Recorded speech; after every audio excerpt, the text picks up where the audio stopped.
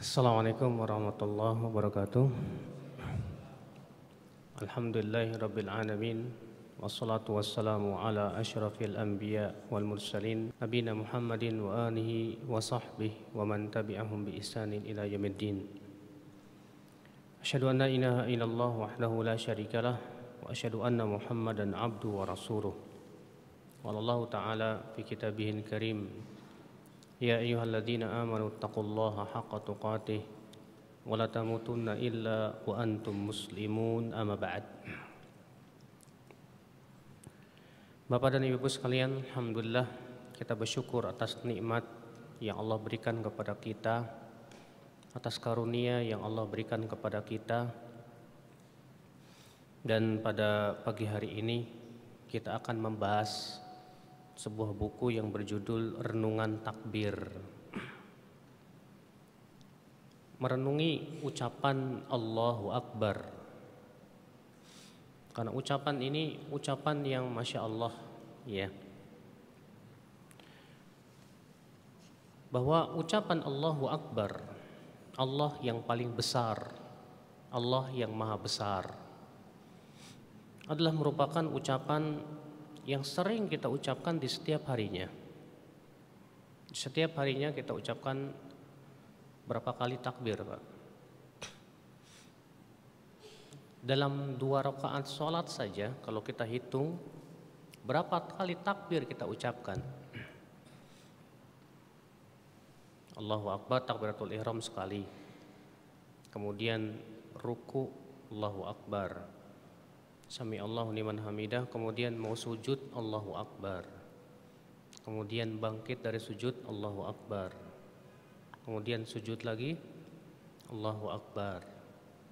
Bangkit dari sujud lagi, Allahu Akbar. Kemudian ruku lagi, Allahu Akbar. Kemudian sujud lagi, Allahu Akbar. Kemudian bangkit dari sujud, Allahu Akbar. Kemudian sujud lagi, Allahu Akbar. Kemudian bangkit lagi, Allahu Akbar. 2 rakaat ada 11 kali takbir. Itu 2 rakaat, Pak. Sekarang kalau misalnya kita sholat 5 waktu, berapa rakaat semuanya, Pak? Ada 17 rakaat. Berarti berapa itu semuanya, Pak? Ditambah lagi oleh Bapak dengan sholat sunnah. Untuk sholat sunnah berapa kali takbir kita? Belum lagi sholat tahajud, belum lagi sholat duha, belum lagi Masya Allah.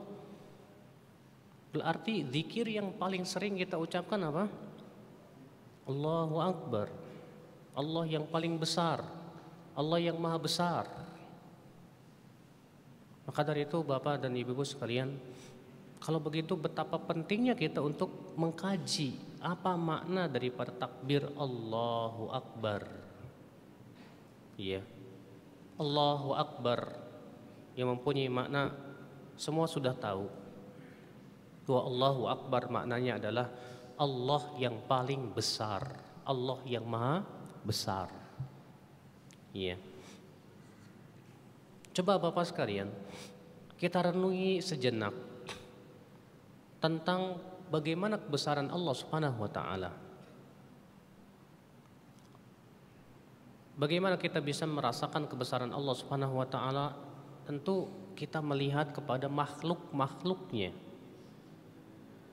Bumi yang kita pijak ini, bumi yang kita injak ini, Pak, tidak ada yang mengetahui besarnya kecuali Allah Subhanahu wa taala. Tapi bumi ini begitu besar sekali. Langit, adakah orang yang mengetahui bagaimana besarnya langit? Langit yang 7 lapis. Langit pertama saja Allah mengatakan bahwa di dalam langit pertama itu terdapat bintang-bintang. Allah berfirman, "Walaqad zayyana as-samaa'a ad-dunya bimasabih." Dan sungguh kami telah menghiasi langit dunia itu dengan bintang-bintang. Allah mengatakan bahwa kami telah menghiasi langit dunia dengan bintang-bintang. Berarti bintang-bintang yang kita lihat itu masih langit dunia. Saya pernah dulu belajar waktu fisika di SD itu ya, katanya ada bintang yang lebih besar daripada langit. Kalau ternyata bintang-bintang yang begitu banyak, ribuan bahkan jutaan, ternyata itu masih di langit dunia. Bagaimana dengan langit kedua, ketiga, keempat, kelima, keenam, ketujuh? Masya Allah, sangat besar langit ini Pak. Luar biasa besar langit itu. Ternyata Pak, 7 langit dan 7 bumi, kata Rasulullah, dibandingkan dengan kursi Allah, dibandingkan dengan apa? Kursi Allah itu seperti cincin dibandingkan dengan tanah lapang. Luar biasa. 7 langit dan 7 bumi saja kita tidak bisa untuk memikirkan bagaimana besarnya Pak. Ternyata dibandingkan dengan kursi Allah itu seperti apa? Cincin dibandingkan dengan tanah lapang. Bapak ambil cincin, Bapak lemparkan di tanah lapang, kecil sekali. Makanya kan Allah berfirman apa? Wasi'a kursiyyuhus samawati wal ard. Kursi Allah meluasi langit dan bumi. Kursi Allah meluasi langit dan bumi, Masya Allah. Sekarang Pak, kursi Allah luar biasa besar. Ternyata kata Rasulullah, kursi Allah dibandingkan dengan arasnya seperti cincin dibandingkan dengan padang pasir. Bisa memikirkan besarnya aras Allah? Berarti kalau langit dan bumi dibandingkan dengan arasnya bagaikan debu Pak. Kecil sekali. Makanya makhluk yang Allah ciptakan yang paling besar itu apa? Arash. Arsyur Rahman. Luar biasa. Dan ternyata arash, kata Rasulullah SAW, dipikul oleh para malaikat. Iya. Dan Rasulullah SAW ketika mengabarkan tentang malaikat pemikul arash, bagaimana besarnya? Kata Rasulullah SAW, udhinali an uhaddithakum an malakin min hamalatil arash. Aku diizinkan oleh Allah untuk menceritakan kepada kalian tentang salah seorang malaikat daripada pemikul arash. Malaikat pemikul arash. Bagaimana besarnya? Ma baina syahmati udhunaihi ila atiqihi masiratu 700 am. Ternyata jarak antara daging telinganya ini Pak sampai ke pundaknya itu 700 tahun perjalanan. Subhanallah. Di antara malaikat pemikul arash itu Pak, ada yang berbentuk ayam jago Pak. Dalam riwayat yang lain Rasulullah bersabda, udhinali an uhadditsakum an dikin. Aku diizinkan oleh Allah Subhanahu wa taala untuk menceritakan tentang ayam jago. Qad maraqat rijlahul arda, kakinya itu menembus bumi. Wa ra'suhu munthanin tahtal arash, dan kepalanya merunduk di bawah arash. Bapak tahu tidak Pak, jarak antara bumi sampai ke aras itu berapa tahun? Hah? Ada yang tahu? Banyak ulama mengatakan ketika menafsirkan ta'rujul malaikatu warruhu ilaihi fi yaumin kana miqdaru 50 alf sanah. Para malaikat dan roh naik dalam satu hari yang lamanya 50.000 tahun. Kata Ibnu Abbas, maksudnya, banyak ulama tafsir yang mengatakan maksudnya itu jarak antara bumi dengan arsy. Jarak antara bumi dengan arsy itu 50.000 tahun perjalanan Pak.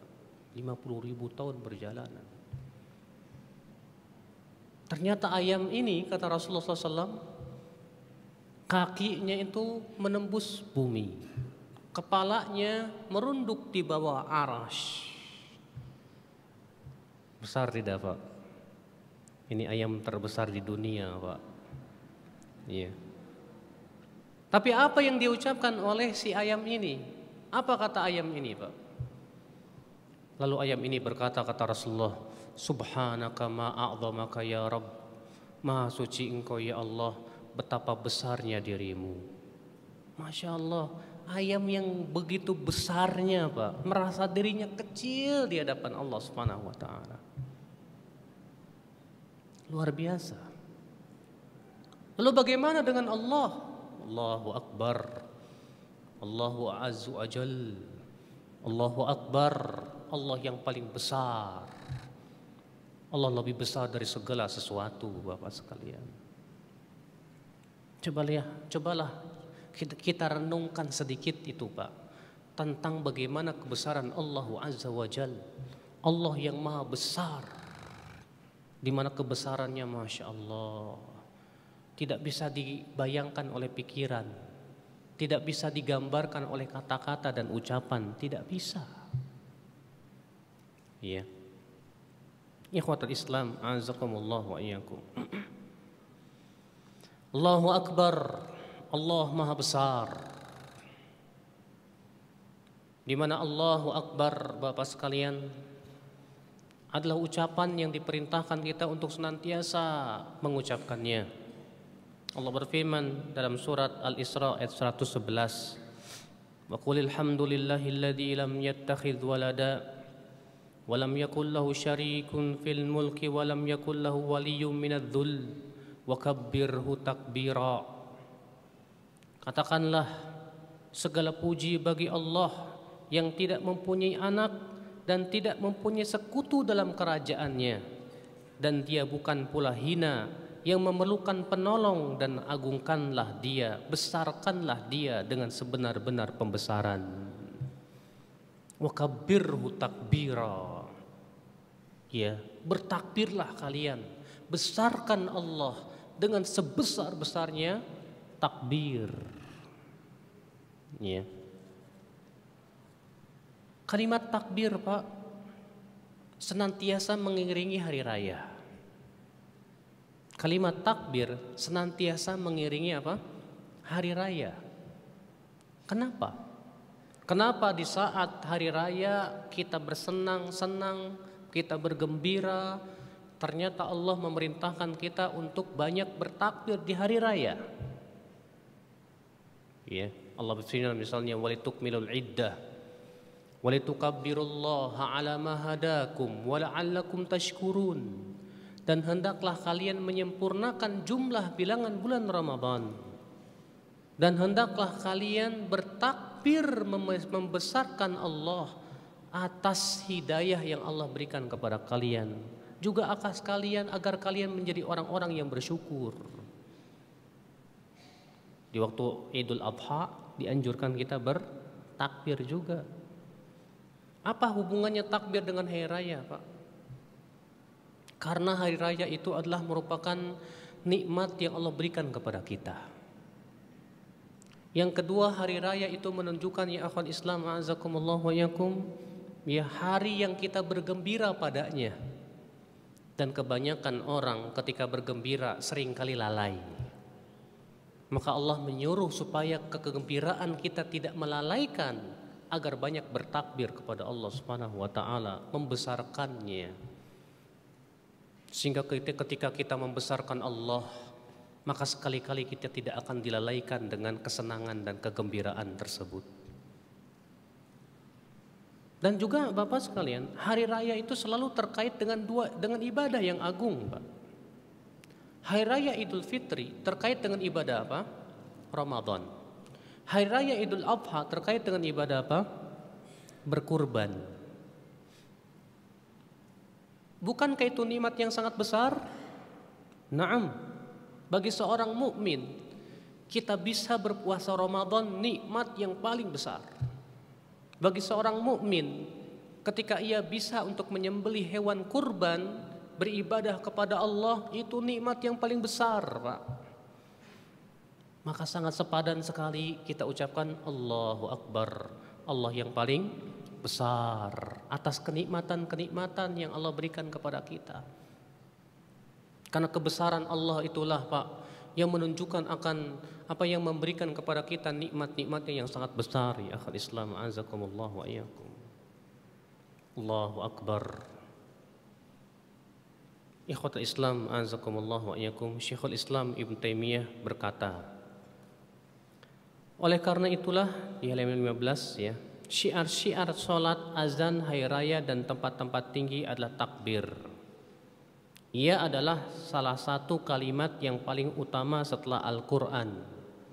Subhanallah, alhamdulillah, la ilaha illallah, Allahu Akbar. Sebagaimana disebutkan dalam riwayat Bukhari dan Muslim, di mana Rasulullah SAW bersabda, ahabbul kalami ilallah, subhanallah, alhamdulillah, la ilaha illallah, Allahu Akbar.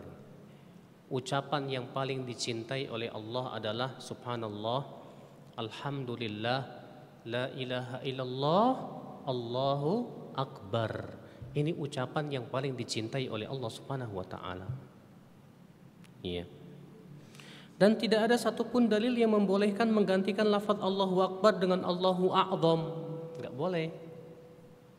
Maka harus kita ucapkan Allahu Akbar karena itu yang paling sempurna maknanya, yang paling kuat maknanya ya akhwat Islam dibandingkan dengan Allahu A'zam. Ya. Dan Rasulullah SAW menganggap sholat tidak sah kecuali dengan takbir Allahu Akbar. Maka kalau ada orang yang sholat, wajib dia memulai sholatnya dengan ucapan apa? Allahu Akbar. Boleh tidak Pak, kalau kita mau sholat kita ucapkan subhanallah. Atau kalau kita mau sholat kita ucapkan alhamdulillah. Sah nggak sholatnya Pak? Nggak sah. Nah sekarang rahasianya apa sih? Ketika kita hendak sholat kita ucapkan Allahu Akbar. Apa rahasianya Pak? Al-Imam Ibnu Qayyim rahimahullah menyebutkan rahasia. Kenapa sih ketika kita hendak sholat hendaknya dimulai dengan takbir Allahu Akbar? Kata beliau, karena itu kunci kekhusyuan. Beliau berkata, "Faman kana Allahu Akbar min kulli syai." Siapa yang Allah lebih besar dari segala sesuatu di hatinya, khasya'at jawarihuhu, maka dia akan khusyuk dalam sholatnya. Tapi siapa ada yang lebih besar ya di matanya ya daripada Allah Subhanahu wa taala, dia tidak akan bisa khusyuk, Pak. Tidak akan bisa khusyuk. Maka ini menunjukkan Bapak sekalian, kekhusyuan seorang hamba itu mengikuti pengagungan dia kepada Allah. Semakin seseorang itu mengagungkan Allah, semakin seseorang itu membesarkan Allah, semakin dia akan khusyuk di dalam sholatnya. Tapi semakin ia kurang mengagungkan Allah Subhanahu wa taala, Pak, semakin ia kurang di dalam khusyuknya dia kepada Allah Subhanahu wa taala. Iya. Nah, ini Bapak sekalian. Di halaman 18 saya katakan takbir selalu menyertai muslim dalam sholatnya berulang-ulang. Dalam sholat 4 rakaat terdapat 22 takbir, dan dalam sholat 2 rakaat terdapat 11 kali takbir. Maka dalam sholat 5 waktu sehari semalam saja seorang muslim mengucapkan 94 kali takbir. Bagaimana bila ia senantiasa menjaga sholat-sholat sunnah? Sebagaimana juga bila ditambah dengan zikir atau sholat yang ada padanya membaca takbir 33 kali.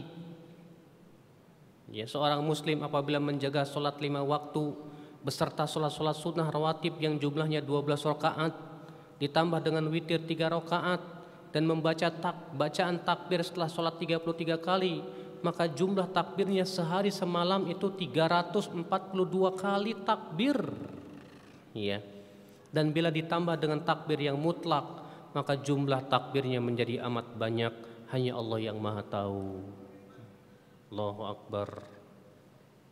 Ketika kita naik mobil sambil macet-macetan, kita ucapkan subhanallah, alhamdulillah, la ilaha illallah, Allahu Akbar. Makanya akal Islam, azakumullah wa iyyakum. Disebutkan dalam hadis, Pak, mengucapkan takbir 100 kali itu nilainya sama dengan orang yang mempersiapkan 100 kuda perang, Pak. Ya. Nilainya sama dengan orang yang menyediakan 100 kuda perang yang dia wakafkan di jalan Allah. Allahu Akbar. Makanya ada seorang wanita berkata kepada Rasulullah SAW, "Ya Rasulullah, saya sudah tua ya Rasulullah. Ajarkan kepada saya sebuah ibadah yang bisa saya lakukan sambil saya duduk ya Rasulullah, karena saya sudah tua." Kata Rasulullah apa? Ucapkan subhanallah 100 kali, alhamdulillah 100 kali, Allahu Akbar 100 kali, la ilaha illallah 100 kali. Kemudian Rasulullah menyebutkan ya masing-masing keutamaannya. Di antaranya Allahu Akbar. Ternyata itu sama dengan menyediakan kuda perang 100 ekor. Luar biasa. Maka dari itulah subhanallah Bapak sekalian, betapa agungnya ucapan Allahu Akbar. Maka banyak kita mengucapkan Allahu Akbar. Ikhwatul Islam azakumullah wa iyyakum. Syekh Muhammad bin Al-Amin Asy-Syamqiti di halaman 20 beliau berkata, Allahu Akbar artinya agungkanlah dia dengan sebesar-besarnya pengagungan. Dan pengagungan Allah tampak dalam kekuatan menjaga perintahnya dan menjauhi larangannya dan bersegera kepada apa yang mendatangkan keridhoannya.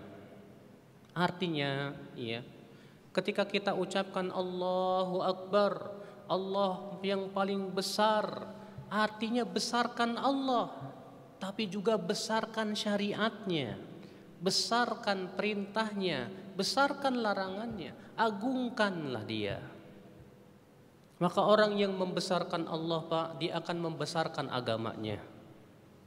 Orang yang membesarkan Allah, Pak, dia akan membesarkan syariatnya. Orang yang membesarkan Allah, Pak, maka ia akan membesarkan para rasulnya, para nabinya. Dia akan mengagungkan perintah-perintah dan larangannya. Berarti ini orang yang membesarkan Allah Rabbul Izzati wal Jalalah. Adapun kemudian dia mengatakan Allahu Akbar, tapi dia remehkan syariatnya, dia remehkan perintahnya, dia remehkan larangan-larangannya, dia wallah hakikatnya dia tidak membesarkan Allah Subhanahu wa taala. Oleh karena itu ya akhwat Islam azakumullah wa iyyakum, sudahkah kita membesarkan Allah dengan hati-hati kita? Sudahkah kita membesarkan Allah dengan melaksanakan perintah-perintah dan menjauhi larangannya? Allah, betapa pentingnya Pak merealisasikan ucapan Allahu Akbar dalam kehidupan kita Bapak sekalian. Iya. Ini semua mengisyaratkan kata beliau bahwa agama ini seluruhnya adalah perincian dari kalimat Allahu Akbar. Oleh karena itu seorang muslim yang melaksanakan ketaatan dan ibadah merupakan perealisasian dari takbir dan pengagungan kepada Allah Subhanahu wa taala. Orang yang mengagungkan Allah, dia akan mengagungkan syariatnya. Ketika dia sholat, Masya Allah, saya agungkan sholat. Bagaimana orang yang mengagungkan sholat? Dia berusaha jaga sholatnya Pak. Ketika datang bulan Ramadan, dia agungkan bulan Ramadan. Maka ia berusaha untuk berpuasa semaksimal mungkin dan sebaik-baiknya puasa. Dia pun agungkan Al-Quran. Dia tidak ridho Al-Quran disimpan di bawah. Terkadang ada orang Pak, kurang pengagungannya kepada Allah, akhirnya kurang pengagungannya terhadap Al-Quranul Karim. Al-Quran terkadang diletakkan di bawah sembarangan begitu. Tidak layak. Orang yang mengagungkan Allah, dia harus mengagungkan firman-firmannya. Mengagungkan firmannya tiada lain dia diantaranya dengan membacanya, dengan mengkajinya, dan diantaranya menghormati mushaf Al-Quranul Karim. Jangan sampai Al-Quran itu dihinakan Bapak sekalian. Iya. Ikhwatul Islam azakumullah wa iyyakum. Syekh Abdul Razak berkata di halaman 21, takbir adalah mengagungkan Rabb Tabaraka wa Ta'ala dan membesarkannya, dan meyakini bahwa tidak ada yang lebih besar dan lebih agung dari Allah. Semua yang besar menjadi kecil di hadapan Allah. Para diktator menjadi hina, wajah-wajah akan tertunduk kepadanya, dan segala sesuatu menjadi rendah di hadapannya. Naam. Allah Subhanahu wa taala yang paling besar, Pak. Sebesar apapun Anda kedudukannya, tidak ada apa-apanya di mata Allah Subhanahu wa taala. Maka buat apa kita kemudian bersombong dengan apa? Ya kedudukan kita yang tinggi. Anda sebagai apa? Presiden? Di hari kiamat apakah kedudukan Anda akan bermanfaat? Tidak. Apa kedudukan Anda? Jenderal? Wallah, yang memberikan kedudukan itu Allah. Dan kelak Allah akan memberikan pertanyaan, peminta pertanggungjawaban terhadap kedudukan tersebut. Buat apa kita sombongkan Bapak sekalian kedudukan yang Allah berikan kepada kita? Iya. Bahkan disebutkan dalam hadis yang sahih, pada hari kiamat orang-orang yang sombong itu dikumpulkan mereka sebesar semut-semut yang kecil yang diinjak-injak oleh manusia. Orang-orang yang sombong itu, kata Rasulullah SAW, pada hari kiamat di padang mahsyar akan dikumpulkan oleh Allah Subhanahu wa taala sebesar semut kecil. Subhanallah. Al jaza' min jinsil amal. Yang namanya balasan sesuai dengan jenis amal. Iya.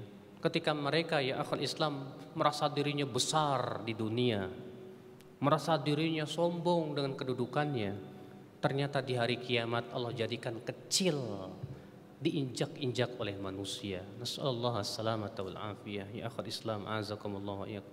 Makanya orang-orang yang sombong itu, Pak, dia tidak membesarkan Allah, Pak. Orang-orang yang sombong itu tidak mungkin mereka itu mengagungkan Allah Subhanahu wa taala, tidak. Iya, iblis sombong.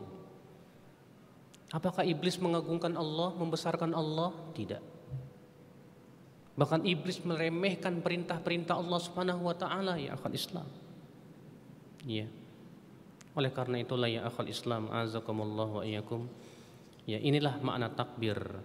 Al-Imam Al-Azhari dalam kitabnya Tahdzib Al-Lughah menyebutkan dua makna Allahu Akbar. Makna pertama adalah Allah besar, dan makna kedua adalah Allah yang paling besar dari semua yang besar. Ya. Dan yang benar dari dua pendapat tersebut adalah yang kedua, bahwa Allahu Akbar itu artinya Allah yang paling besar dibandingkan seluruh yang besar. Ya. Syekhul Islam Taimiyah berkata, makna takbir adalah Allah paling besar dari semua yang besar bagi seorang hamba. Sebagaimana Nabi bersabda kepada Adi bin Hatim, "Wahai Adi, apa yang membuatmu lari? Apakah kamu lari dari ucapan la ilaha illallah? Apakah kamu mengetahui ada ilah yang berhak disembah selain Allah? Apakah kamu lari dari ucapan Allahu Akbar? Apakah adakah sesuatu yang lebih besar dari Allah Subhanahu wa taala? Adakah yang lebih besar dari Allah Subhanahu wa taala, ya akhul Islam, azakumullah wa iyyakum?" Maka hadis ini Bapak sekalian menunjukkan bahwasanya Allah yang paling besar, tidak ada yang lebih besar dari Allah Subhanahu wa taala. Akhul iman, azakumullah wa iyyakum. Maka inilah Bapak sekalian makna dan renungan tentang takbir. Coba deh Pak, ya. Kalau kita renungi betul-betul tentang Allahu Akbar, Allah yang paling besar. Saya yakin Pak, kalau hati kita membesarkan Allah, berat rasanya untuk memaksiati Allah Subhanahu wa taala. Kenapa? Kalau Allah Maha besar berarti adabnya besar dan keras juga loh Pak. Ya, ikhwat Islam, azakumullah. Sekarang kita kaji tempat-tempat yang disyariatkan untuk bertakbir. Kapan saja disyariatkan kita untuk bertakbir. Yang pertama saya bahas takbir pada hari raya dan lafadznya yang sahih. Ya.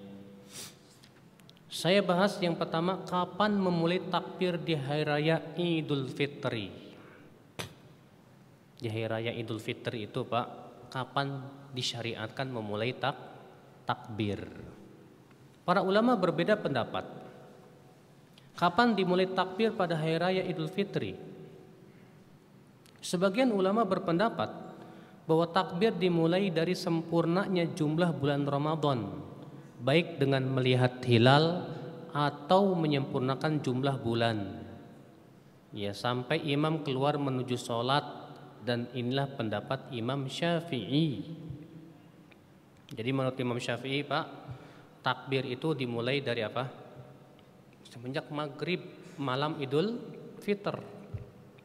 Semenjak malam Idul Fitr, ya, ketika bulan Ramadan sudah selesai, maka di waktu itu disyariatkan memulai takbir. Imam Syafi'i berkata dalam kitab Al-Um, ya, di jilid 2 halaman 486, tahqiq Dr. Rifat Fauro, apabila mereka telah melihat hilal, aku suka agar manusia bertakbir, baik secara berjamaah maupun sendiri-sendiri, di masjid, di pasar, di jalan-jalan, di rumah, baik musafir ataupun mukim, di setiap keadaan dan di mana saja, dan mereka mengeraskan takbirnya, dan mereka terus bertakbir sampai menuju tempat sholat, sampai keluarnya imam untuk bertakbir, kemudian berhentilah takbir itu. Ini pendapat Imam Syafi'i. Jadi kalau yang di Indonesia ini, Pak, mereka memulai takbir dari semenjak malam itu mazhab Syafi'i, dan memang pendapat Imam Syafi'i itu, Pak. Iya. Dan pendapat inilah yang dirajihkan oleh Syekhul Islam Ibnu Taimiyah rahimahullah.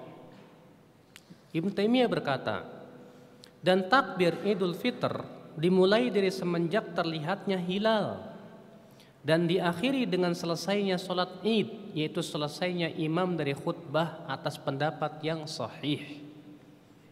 Jadi ini pendapat yang dibela oleh Syekhul Islam Ibnu Taimiyah rahimahullah. Apa dalilnya? Ya, tentunya, Pak, dalam permasalahan yang diperselisihkan, yang kita lihat dalilnya, Pak. Jangan yang kita lihat siapa yang mengucapkannya. Kadang di masyarakat kita, ketika terjadi perselisihan ulama, yang kita jadikan dalil itu pendapat ulamanya gitu loh. Ini sebuah kesalahan. Kalau permasalahan yang diperselisihkan, yang kita yang kita lihat itu dalilnya dari Al-Quran maupun hadis Nabi SAW. Taib, kita lihat dalilnya, Pak. Dalil pendapatnya adalah firman Allah Ta'ala, walitukmilul iddah walitukmilul iddata walitukabbirullaha ala ma hadakum wala'allakum tashkurun. Dan hendaklah kamu mencukupkan bilangannya, dan hendaklah kamu mengagungkan Allah atas petunjuknya yang diberikan kepadamu supaya kamu bersyukur.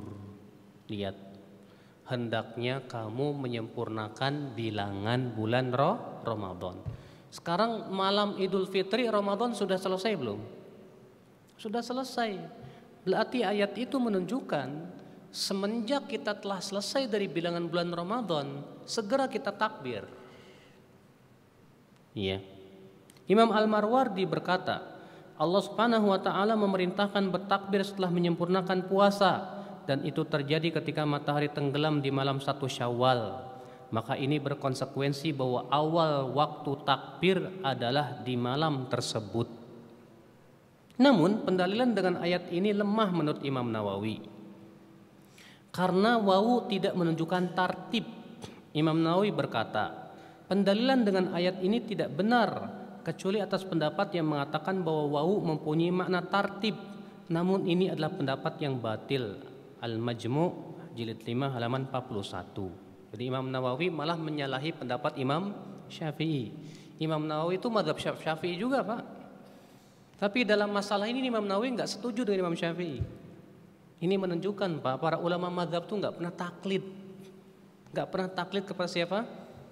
Kepada mazhab. Enggak. Ya. Maka Imam Nawawi rahimahullah menganggap pendalilan dengan ayat ini kurang kuat. Kenapa? Karena wawu dalam bahasa Arab tidak menunjukkan kepada tartib. Karena Allah mengatakan di situ apa? Walitukmilul iddah, walitukabbirullah pakai waw. Walitukmilul iddah, dan hendaklah kamu menyempurnakan bilangan. Walitukabbirullah, dan hendaklah kamu bertakbir. Tidak menunjukkan, kata Imam Nawawi, itu tartib. Ya, harus tartib. Namun Pak, wallahu alam, menurut saya yang lemah ini, bahwa di situ mau tidak mau harus dibawa kepada tartib. Wow, di situ mau tidak mau harus dibawa kepada tartib. Kenapa? Sebab kalau dikatakan tidak menunjukkan tertib, tertib itu kan ini dulu baru ini. Itu namanya tertib, Pak. Ya, setelah A baru B, setelah B baru C, setelah C baru D. Itu namanya tertib. Itu loh, Pak.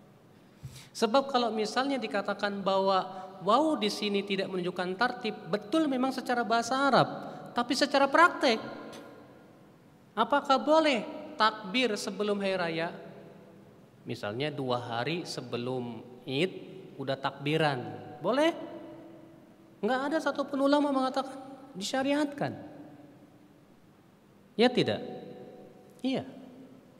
Makanya ikhtilaf para ulama tentang takbir itu antara 2 saja. Tempat takbir ketika Idul Fitr ada 2 pendapat saja. Yang pertama di malam Id, yang kedua dari semenjak subuh sampai apa? Dan itu kan setelah apa? Setelah Ramadan, ya enggak, Pak? Sehingga mau tidak mau dibawa kepada tartib. Harus. Ya.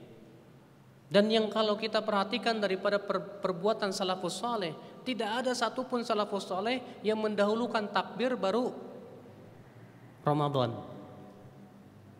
Enggak ada. Makanya dari itulah ya akhwat Islam azakumullah wa iyyakum, ya. Memang betul wau tidak menunjukkan kepada tartib, tapi secara praktek di dalam ayat ini walitukmilul iddah walitukabbirullah itu pasti tartib. Pasti mau tidak mau tartib, Bapak sekalian. Iya. Ikhwat Islam azakumullah wa iyyakum. Ini dia, Pak. Makanya dari sisi sinilah Syekhul Islam Ibnu Taimiyah lebih menguatkan pendapat siapa? Imam Syafi'i. Ya. Kenapa? Karena walaupun tidak menunjukkan kepada tartib secara bahasa Arab, tapi secara praktek harus tartib. Ya. Sementara Imam Malik, Imam Ahmad, Al-Auza'i dan Ishaq berpendapat bahwa takbir Idul Fitri dimulai dari pagi hari Idul Fitri. Dimulai dari kapan? Pagi hari Idul Fitri. Mereka berhujah dengan hadis Ibnu Umar. Perhatikan ini ya.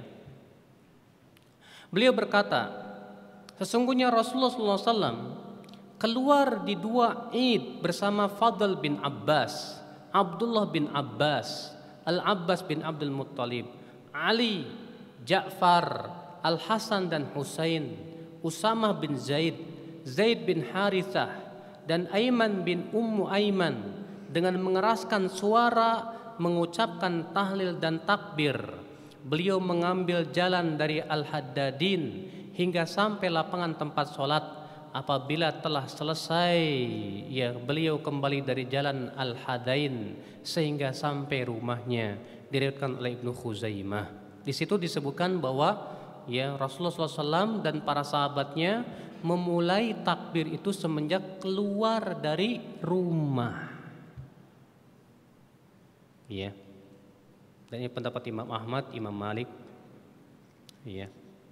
Jadi menurut pendapat Imam Ahmad dan Imam Malik, takbir Idul Fitri itu kapan dimulai, Pak? Hah?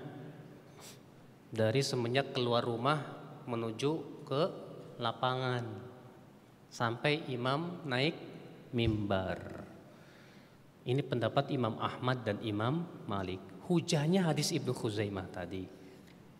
Tapi coba kita lihat dari sisi status hadisnya.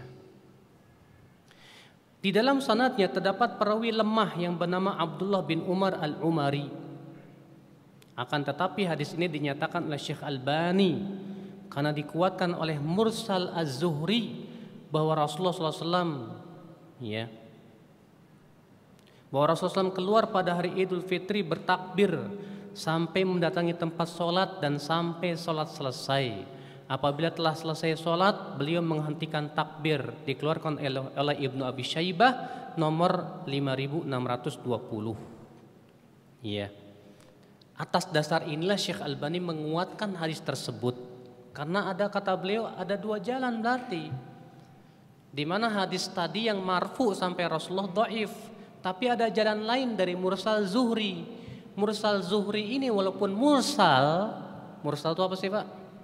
Mursal itu adalah perkataan tabi'in, Rasulullah SAW bersabda. Berarti ada perantara antara tabi'in dan Rasulullah yang tidak diketahui ini. Apakah sahabat atau tabi'in? Mursal lemah tidak? Lemah. Tapi walaupun mursal itu lemah, bisa menguatkan setidaknya hadis yang marfu yang dhaif. Sehingga menurut beliau atas dasar itu hadis ini hasan.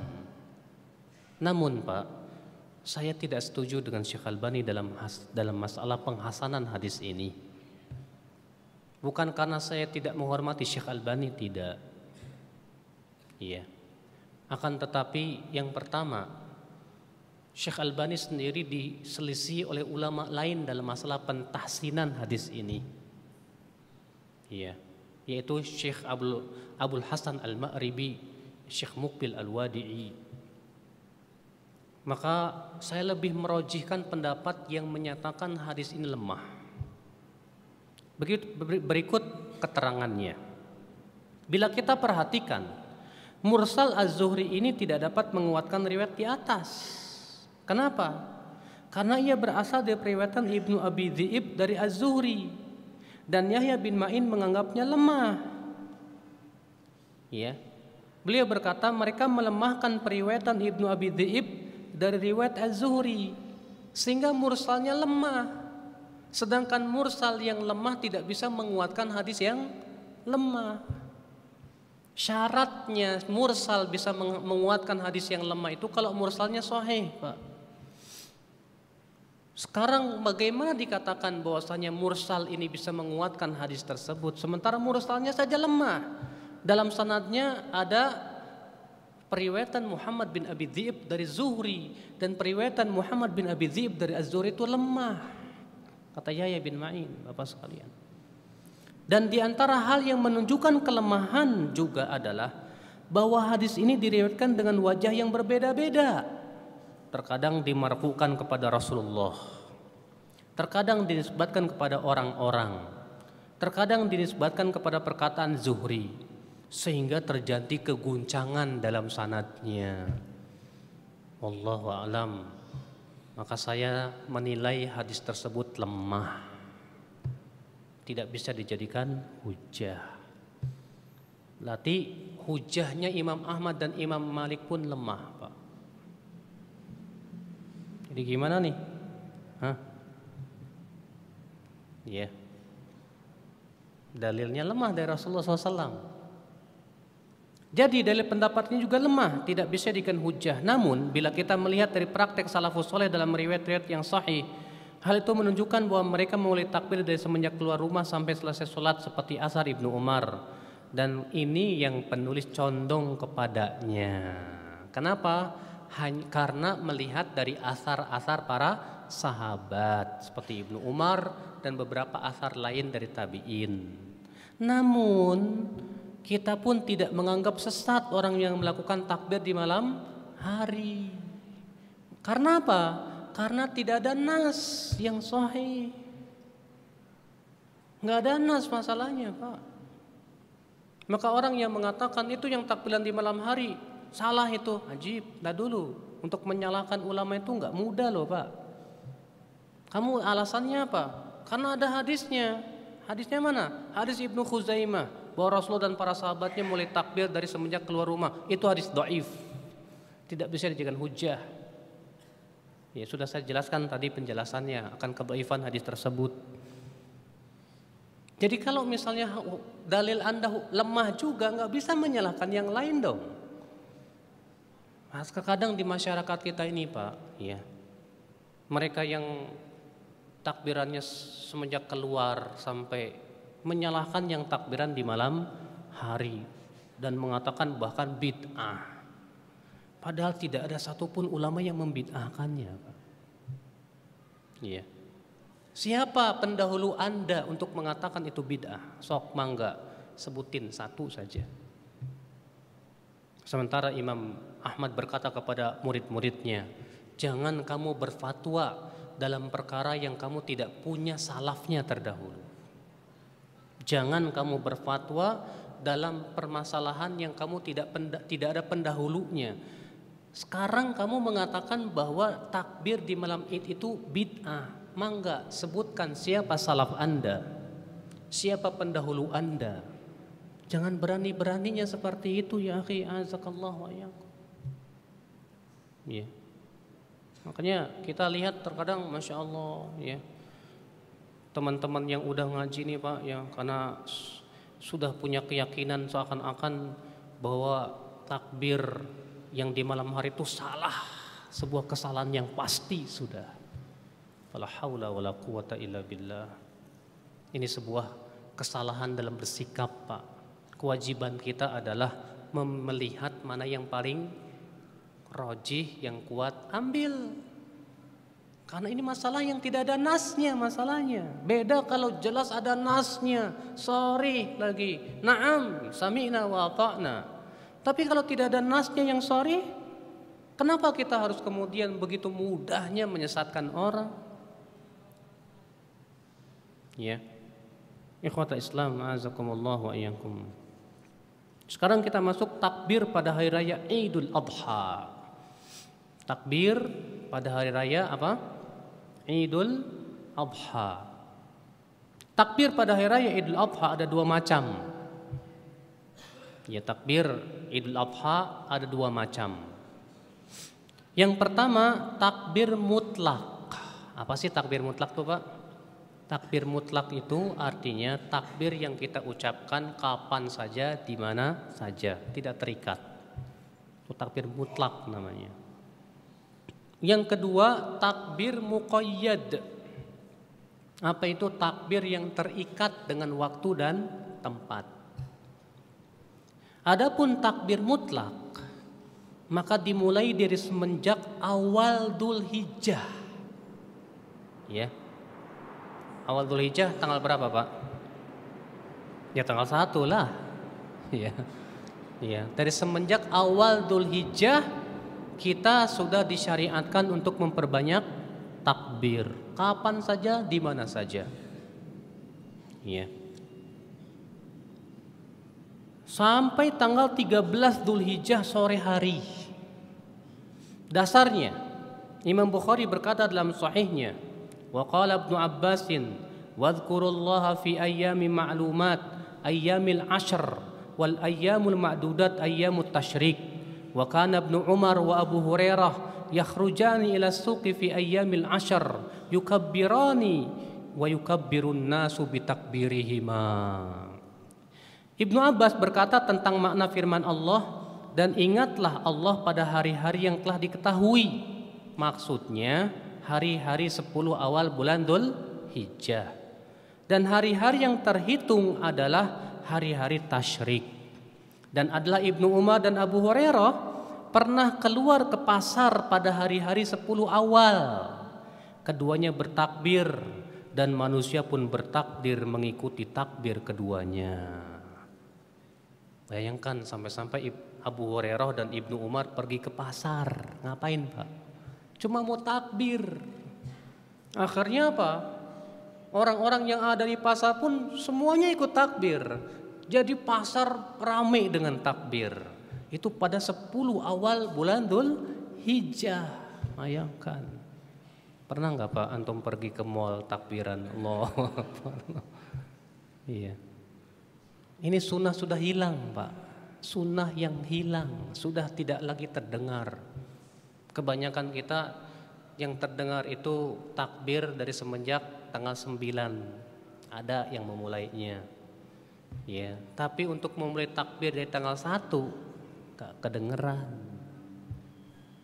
Padahal yang sunnah itu banyak bertakbir dari semenjak tanggal 1 Dzulhijjah, memperbanyak takbir, Allahu Akbar, Allahu Akbar, Allahu Akbar, la ilaha illallah, Allahu Akbar. Dan itu disunahkan, dikeraskan Bapak sekalian. Sampai-sampai Ibnu Umar dan Abu Hurairah bertakbir, orang-orang pun ikut bertakbir, sampai-sampai pasar bergetar dengan takbir. Bayangkan, luar biasa ya. Kalau di Indonesia pasar-pasar bergetar dengan takbir, Pak. Yang ada enggak begitu, Pak. Ya. Masya Allah. Ikhwata Islam, azakumullah wa iyyakum. Nah, ini yang disebut dengan takbir apa? Takbir mutlak. Ya, jadi takbir mutlak itu kapan dimulai, Pak? Dimulai dari semenjak awal bulan Dzulhijjah, diakhiri sampai tanggal 13 bulan Dzulhijjah. Ya. Adapun takbir muqayyad, sementara takbir muqayyad adalah takbir setelah sholat 5 waktu yang dimulai dari tanggal 9 Dzulhijjah sampai asar tanggal 13 Dzulhijjah. Jadi setiap kali Bapak selesai sholat 5 waktu langsung takbiran, Allahu Akbar, Allahu Akbar, Allahu Akbar, la ilaha illallah, Allahu Akbar, Allahu Akbar, walillahil hamd. Begitu Pak ya. Setelah selesai sholat fardu. Iya. Ini adalah pendapat Umar, Ali, Ibnu Abbas, Ibnu Mas'ud, Jabir, Ammar, Az-Zuhri, Makhul, Sufyan Ats-Tsauri, Ahmad bin Hanbal dan Abu Tsaur. Bahkan Ibnu Qudamah Al-Maqdisi dalam Al-Mughni menghikayakan adanya kesepakatan para sahabat atas hal ini. Syekhul Islam berkata, pendapat yang paling benar mengenai takbir Idul Adha yang merupakan pendapat jumhur salaf dan para fuqaha dari kalangan sahabat dan para imam, bertakbir dari fajar hari raya hari Arafah sampai akhir hari tasyrik. Pernah nggak kita amalin, Pak? Jarang juga ya, Pak ya. Iya. Emang zaman sekarang ini banyak banget sunnah yang mati, Pak. Yang mematikan ya kita sendiri gitu loh, Pak. Terkadang kita sendiri yang mengaku saya cinta sunnah kok, cinta sunnah. Pasti suruh takbir habis sholat pada diem aja. Allah. Kalau imamnya nggak takbir ya nggak diem, nggak takbir diem. Ya. Ini fenomena yang tidak bagus, Pak. Terkadang ketika ditanya kamu kok nggak takbir, malu. Aduh malu, mau takbir aja malu. Ya Allah ya Rabbi. Ya. Kenapa sih kita harus malu untuk memperlihatkan takbir syiar Islam? Sementara mereka yang nyanyi dangdutan nggak malu-malu kok, Pak. Ya, nggak malu mereka joget-joget begitu. Lalu kenapa kita harus malu untuk mengucapkan takbir Allahu Akbar, Allahu Akbar? Malu Ustaz, nanti orang-orang pada ngeliatin. Cuekin aja, biar mereka tahu, lihat nih sunnah Nabi Sallallahu Alaihi Wasallam. Ini sunnah Nabi Sallallahu Alaihi Wasallam, sunnah para sahabat. Bahkan ini menjadi ijma dari seluruh madhab. Ya. Al-Hafidz Ibnu Hajar Al-Asqalani berkata, tidak ada satupun hadis yang sahih dari Rasulullah SAW. Yang paling sahih adalah berasal dari sahabat Ali dan Ibnu Mas'ud, yaitu dimulai subuh dari hari Arafah sampai asar akhir hari Mina. Dikeluarkan oleh Ibnu Munzir dan lainnya. Tapi ini kan sudah menjadi kesepakatan sahabat, di mana tidak ada satupun sahabat yang mengingkarinya. Sementara kata Imam Syafi'i rahimahullah, pendapat sahabat yang tidak diselisih oleh sahabat lainnya dan pendapat sahabat ini masyhur di kalangan sahabat, maka itu hujjah. Itu apa? Hujjah. Iya. Masyhur nggak di kalangan sahabat, Pak? Masyhur banget. Sampai-sampai Abu Hurairah, Ibnu Umar pun bertakbir. Ibnu Mas'ud dan para sahabatnya untuk takbir mutlak pun menyatakan begitu. Bahkan imam yang 4 dari imam madhab yang 5, madhab Syafi'i, Hambali, Hanafi, ya demikian pula Maliki, ditambah lagi madhab Zahiri, semua menyatakan sunnah. Tidak ada perselisihan. Iya. Ikhwat Islam, azakumullah wa iyyakum. Nah sekarang bagaimana lafaz takbir hari raya yang sahih? lafaz takbir di hari raya. Ketahuilah Pak, tidak ada satupun hadis yang berasal dari Nabi yang menyebutkan tentang lafaznya. Nggak ada. Yang ada Allah hanya menyuruh bertakbir. Allah mengatakan walitukabbirullaha ala ma hadakum, dan hendaklah kamu bertakbir membesarkan Allah atas hidayah yang Allah berikan kepada kalian. Enggak ada praktek dari Nabi, apa hadis yang marfu dari Nabi bagaimana cara takbirnya, enggak ada. Ya.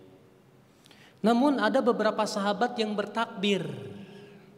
Dan takbir yang paling masyhur yang dikenal oleh kita umat Indonesia, bangsa Indonesia, bahkan hampir di seluruh dunia, itu takbirnya Ibnu Mas'ud. Allahu Akbar, Allahu Akbar, Allahu Akbar, la ilaha illallah, Allahu Akbar, Allahu Akbar walillahil hamd. Itu takbirnya Ibnu Mas'ud. Ya. Diriwayatkan oleh Ibnu Abi Syaibah dalam Musannafnya. Ada lagi takbir Ibnu Abbas, dan ini nggak dikenal. Ibnu Abbas di hari raya takbirnya begini Pak. Allahu Akbar kabira, Allahu Akbar kabira, Allahu Akbar wa ajal, Allahu Akbar walillahil hamd. Nah, nggak kenal kan? Ya, ini takbirnya siapa? Ibnu Abbas. Ya, gimana Pak takbir Ibnu Abbas? Allahu Akbar kabira, Allahu Akbar kabira, Allahu Akbar wa ajal. Terus Allahu Akbar walillahil hamd. Ini takbirnya Ibnu Abbas. Ya.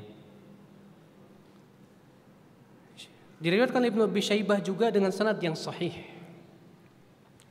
Syekh Albani berkata, dan telah sabit pengucapan takbir 2 kali dari Ibnu Mas'ud, dikeluarkan Ibnu Abi Syaibah dengan sanad yang sahih.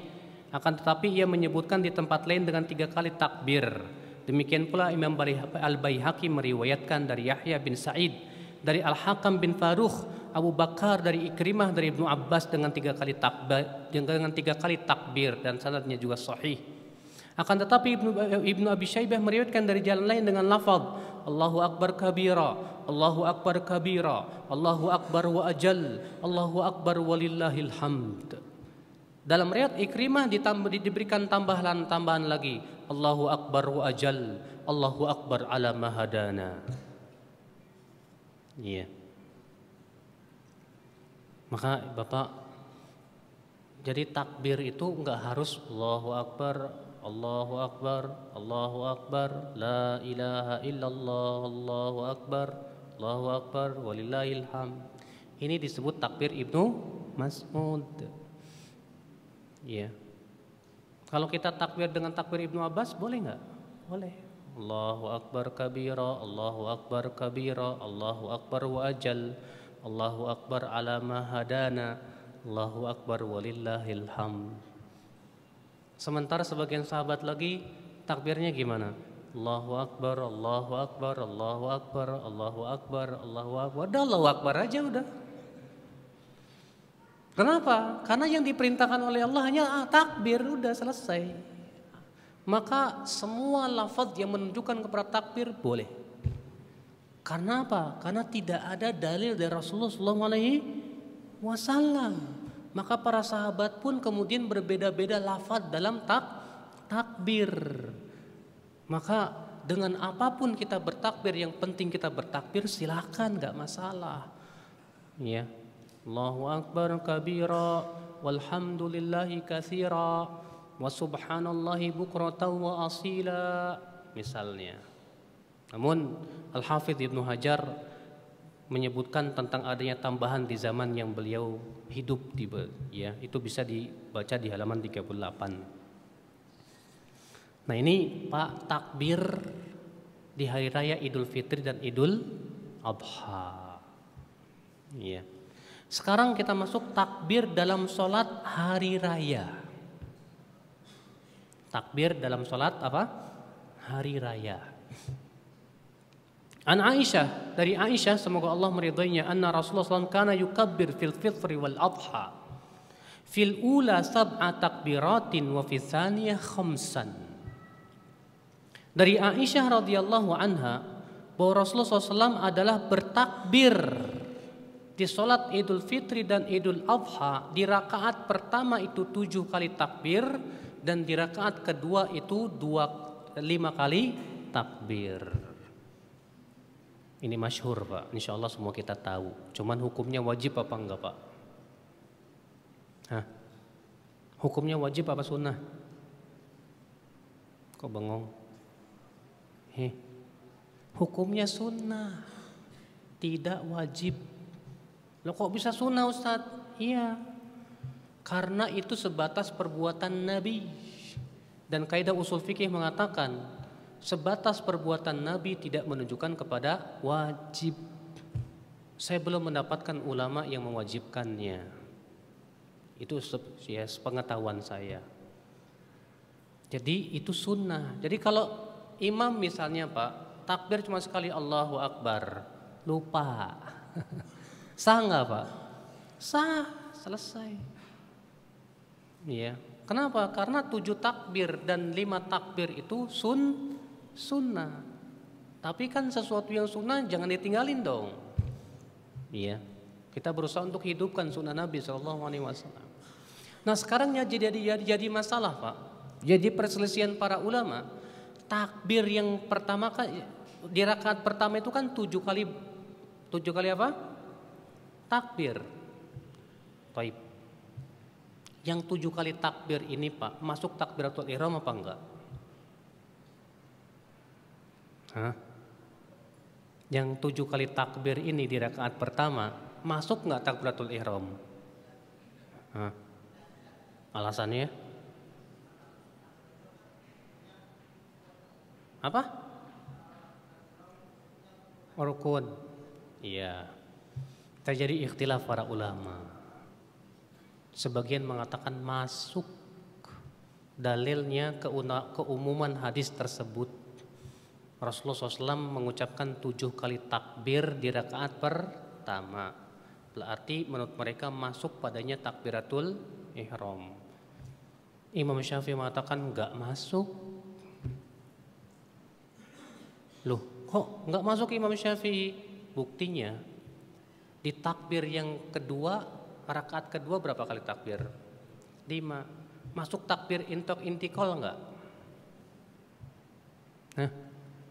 Masuk enggak takbir intikal? Takbir perpindahan? Hah? Ketika antum dari sujud naik ke atas Allahu Akbar, kan takbir. Masuk enggak tuh? Masuk 5 enggak? Enggak. Berarti takbir intikal itu enggak masuk. Alasannya apa? Alasannya karena itu takbir asli dari sholat. Takbiratul ihram juga sama. Itu takbir asli sholat. Jadi apa bedanya kalau begitu? Kalau Anda berkata takbiratul ihram itu masuk, harusnya Anda pun memasukkan takbir intikal juga di situ. Tapi mereka tidak berpendapat demikian. Kalau Anda tidak berpendapat itu, kalau begitu jangan bedakan antara ini dan itu. Toh sama-sama alasannya satu, sama-sama bukan, sama-sama itu asli takbir dalam sholat. Khair. Itu Imam Syafi'i Pak, fakihnya Imam Syafi'i dia.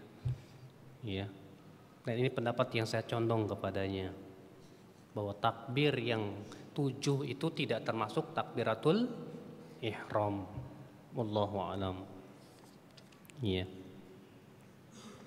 Cuma takbir aja kok diperselisihin sama ulama ya Ustaz ya. Ya, itulah Pak para pemahaman para ulama. Iya. Yang telah memberikan pemahaman yang berbeda-beda. Iya. Cuma kan kewajiban kita kan berlapang dada dalam masalah-masalah yang diperselisihkan seperti ini Pak. Iya. Bukan memaksakan pendapat, salah. Ya, pokoknya kamu harus ngikut pendapat saya, kalau enggak kamu sesat. Waduh, ini yang berat Pak. Ya, ini yang berat. Ya. Pendapat Imam Syafi'i di halaman 40 saya bilang begini. Pendapat Imam Syafi'i ini lebih kuat karena dikuatkan oleh riwayat Amr bin Shu'aib dari ayahnya, dari kakeknya, yaitu Abdullah bin Amr, bahwa Nabi SAW bertakbir 7 kali di rakaat pertama dan 5 kali di rakaat kedua selain takbiratul ihram. Diriwayatkan oleh Ad-Daraqutni, namun sanadnya ada Abdullah bin Abdurrahman At-Taifi, lemah, akan tetapi hadis ini disahihkan oleh Imam Bukhari, Ali ibn Madini dan Imam Ahmad bin Hambal. Sehingga wallahu alam bahwa 7 kali takbir itu secara kias masuk. Kalaupun hadis ini lemah, yang Amr bin Shu'aib ini lemah, tapi secara kias kuat, Pak. Secara kias juga kuat. Ya, wallahu alam. Yang ketiga, takbir dalam khutbah hari raya. Apakah disunnahkan? Maksudnya apa?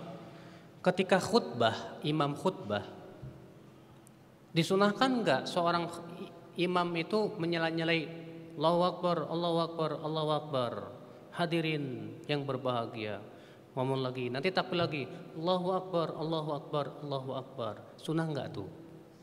Saya sebutkan di sini dalam kurung tidak sunnah. Kenapa? Karena ternyata dalilnya lemah. Sebuah hadis lemah yang diriwayatkan Ibnu Majah, karena Nabi sallallahu alaihi wasallam yukabbir baina adhafil khutbah, yukthiru takbir fi khutbatil idain. Nabi sallallahu alaihi wasallam bertakbir di sela-sela khutbah, memperbanyak takbir dalam khutbah kedua hari raya. Ini hadis lemah karena di dalam sanadnya terdapat perawi yang bernama Abdurrahman bin Sa'ad yang meriwayatkan dari ayahnya, dari kakeknya. Abdurrahman lemah, ayahnya majhul, kakeknya majhul. Berarti lemahnya banget, Pak. Ya. Oleh karena itu tidak disunahkan menyela-nyelai takbir dalam khutbah hari raya sebagai yang kita lihat di zaman ini. Tidak ada sunnahnya. Bahkan sebagian khotib memulai khutbahnya dengan takbir. Ini pun tidak ada sunnahnya. Justru Nabi memulai takbir itu dengan apa? Innal hamdalillah nahmaduhu wa nasta'inuhu. Yang penting pujian-pujian kepada Allah Subhanahu wa taala. Tapi sekarang takbir dalam adzan dan iqamah. Disebutkan dalam hadis Abdullah bin Zaid bahwa ketika Rasulullah SAW memerintahkan untuk memukul lonceng, ya, untuk memanggil manusia agar berkumpul untuk sholat, maka Abdullah bin Zaid pun bermimpi melihat seorang mengelilingiku sambil membawa lonceng di tangannya. Aku berkata, "Hai fulan, apakah kamu mau menjual lonceng itu?" Ia berkata, "Apa yang hendak kamu lakukan dengannya?" Aku menjawab, "Untuk memanggil manusia agar sholat." Ia berkata, "Maukah aku tunjukkan kepada yang lebih baik dari itu?" Aku berkata, "Mau." Maka ia berkata, ucapkan ini, Allahu Akbar, Allahu Akbar, Allahu Akbar, Allahu Akbar, Asyhadu an la ilaha illallah, Asyhadu an la ilaha illallah, Asyhadu anna Muhammadar Rasulullah, Asyhadu anna Muhammadar Rasulullah, Hayya 'alas shalah, Hayya 'alas shalah, Hayya 'alal falah, Hayya 'alal falah, Allahu Akbar, Allahu Akbar, la ilaha illallah. Kemudian ia mundur tak jauh dariku dan berkata, apabila kamu hendak mendirikan sholat, ucapkan qomat, Allahu Akbar, Allahu Akbar, la asyhadu an la ilaha illallah, wa asyhadu anna Muhammadar Rasulullah, hayya 'alas shalah, hayya 'alal falah, qad qamatis shalah, qad qamatis shalah, Allahu Akbar, Allahu Akbar, la ilaha illallah. Ini azannya Bilal. Ini dikenal dengan azan apa? Azan Bilal dan qomatnya Bilal. Azannya Bilal itu 15 kalimat, qomatnya 11 kalimat. Ini yang masyhur di negeri kita. Tapi ada azan Abu Mahdurah. Itu 19 kalimat, Pak. Dan qomatnya 15 kalimat. Kalau bapak-bapak mengucapkannya di Indonesia, ribut orang-orang. Iya. Gimana cara adzan Abu Mahdhurah? Sahih juga. Allahu Akbar, Allahu Akbar, Allahu Akbar, Allahu Akbar.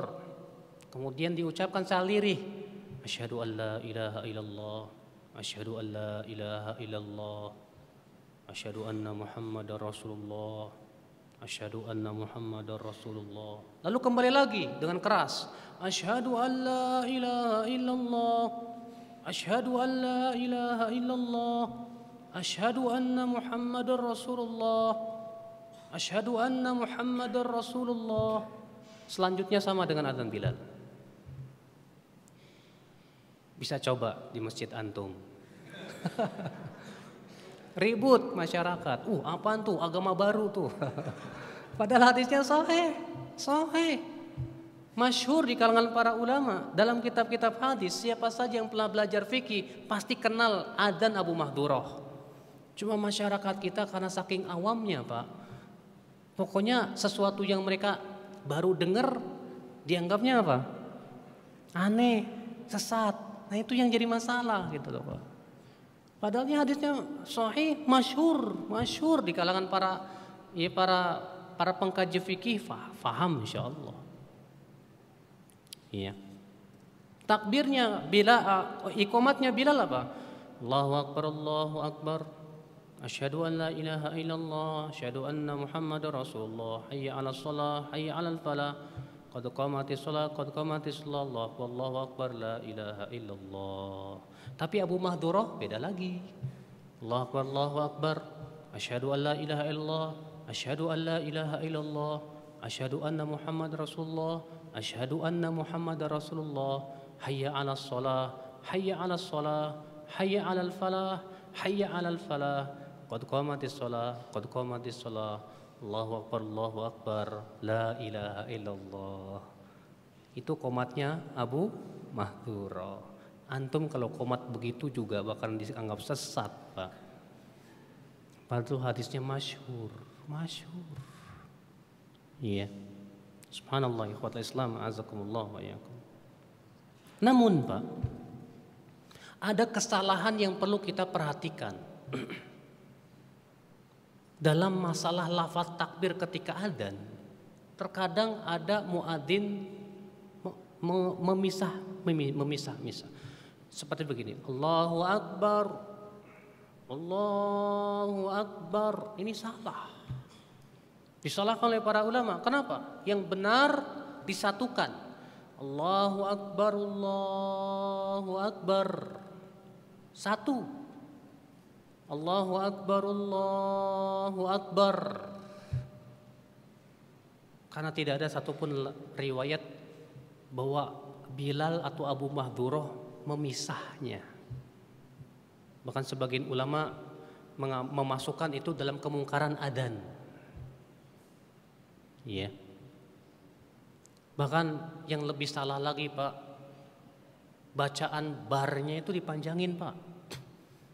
Allahu Akbar, Allahu Akbar. Barnya dipanjangin. Antum tahu nggak? Akbar dipanjangin itu artinya gendang besar. Gendang besar itu bahasa Arabnya apa? Akbar. Nah, kalau Allahu Akbar jadi gimana tuh, Pak?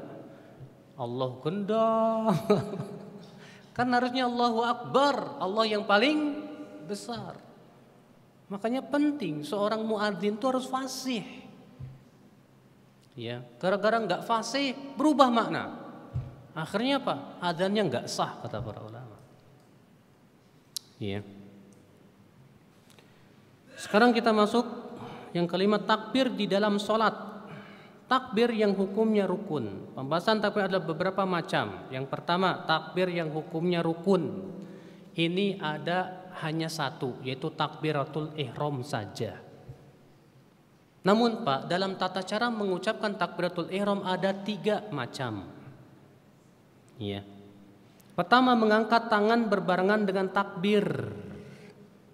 Dan ini yang sering dilakukan oleh Nabi. Berdasarkan hadis Abdullah bin Umar, ra'aitu Nabi sallallahu alaihi wasallam iftatahat takbir fis shalah farafa'a yadayhi hina yukabbir hatta yaj'alahuma hadwa mankibayhi. Ya, rawahul Bukhari. Aku melihat Nabi SAW membuka takbir dalam sholat, maka beliau mengangkat kedua tangannya ketika bertakbir. Kata-kata ketika berarti berbarengan. Allahu Akbar. Yang kedua, mengangkat tangan sebelum bertakbir. Angkat tangan dulu, baru Allahu Akbar. Dasarnya hadis Abdullah bin Umar juga ia berkata, karena Rasulullah SAW idza qama ila shalah rafa'a yadayhi hatta takuna hadwa mankibai thumma kabbar. Adalah Rasulullah SAW apabila berdiri untuk sholat, maka beliau mengangkat kedua tangannya hingga sejajar dengan bahunya, kemudian bertakbir. Jadi pas kita Allahu Akbar begitu. Iya. Kalau ini kan bareng kan Allahu Akbar. Kalau ini Allahu Akbar. Iya. Yang ketiga, mengangkat tangan setelah takbir. Iya. Mengangkat tangan setelah ditakbir dulu. Allahu Akbar, baru mengangkat tangan. Hadisnya hadis Malik bin Al-Huwairis, bahwa Abu Qilabah pernah melihat Malik bin Huwairis apabila sholat ia bertakbir kemudian mengangkat kedua tangannya. Apabila hendak ruku ia mengangkat kedua tangannya. Apabila telah mengangkat kepalanya dari ruku ia mengangkat kedua tangannya. Dan ia menceritakan bahwa Rasulullah SAW melakukan demikian. Rasulullah SAW melakukan demikian. B. Takbir yang sunnah, takbir yang wajib, itu takbir untuk perpindahan atau disebutkan dengan takbir intikal. Takbir intikal itu perpindahan dari satu gerakan ke gerakan. Nabi SAW itu Pak setiap kali berpindah dari satu gerakan selalu dengan bertakbir. Iya. Para ulama berselisih pendapat apakah takbir intikal itu hukumnya sunnah atau wajib. Sebagian ulama berpendapat bahwa takbir intikal hukumnya sunnah saja. Dasarnya bahwa takbir intikal tidak disebut dalam hadis musi sholatahu. Namun pendapatnya lemah. Justru dalam satu riwayat yang lain, dalam hadis musi sholatahu Rasulullah menyebutkan takbir. Pendapat yang paling kuat Pak, takbir intikal itu wajib. Karena apa? Karena Nabi memerintahkan kepada orang yang gak becus. Dan perintah itu hukumnya wajib. Yang kedua, karena Nabi tidak pernah meninggalkan sekalipun dalam sholatnya. Rasulullah selalu lakukan. Iya. Iya. Kemudian takbir setelah sholat. Takbir setelah sholat. Takbir setelah sholat adalah dianjurkan oleh Nabi SAW. Ya kata Rasulullah, barang siapa yang bertasbih di belakang setiap sholat 33 kali, bertahmid 33 kali, bertakbir 33 kali, maka itu 99. Ia berkata di jumlah ke-100-nya, la ilaha illallah wahdahu la syarikalah, lahul mulku wa lahul hamdu wa huwa ala kulli syai'in qadir, maka akan diampuni dosa-dosanya walaupun sebanyak buih di lautan. Masya Allah Pak. Hanya berapa menit antum ucapan itu? Subhanallah 33 kali, taib. Alhamdulillah 33 kali, Allahu Akbar 33 kali. Ditutup dengan la ilaha illallah wahdahu la syarikalah, lahul mulku wa lahul hamdu wa ala kulli syai'in qadir. Berapa menit antum ucapin? Berapa? 8 menit? 4 menit? 5 menit? Masya Allah. Terkadang saya lihat Pak, ada orang zikirnya cepat banget Pak. Tuh gimana tuh ya?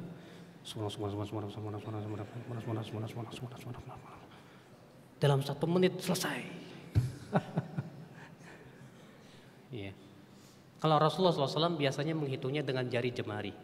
Subhanallah, subhanallah, subhanallah. Tapi Rasulullah juga terkadang menghitungnya dengan ruas jari. Keduanya boleh. Riwayatnya ada. Namun kebanyakan riwayat dengan jari. Iya. Subhanallah, subhanallah, subhanallah, subhanallah, subhanallah, subhanallah. Begitu Pak. Tapi kalau bisa jangan terlalu cepat Pak. Ya. Subhanallah, subhanallah, subhanallah, subhanallah, subhanallah, subhanallah, subhanallah. Nggak bagus. Ya. Habis saya mau kerja, Ustadz, saya sudah pergi, ini gimana?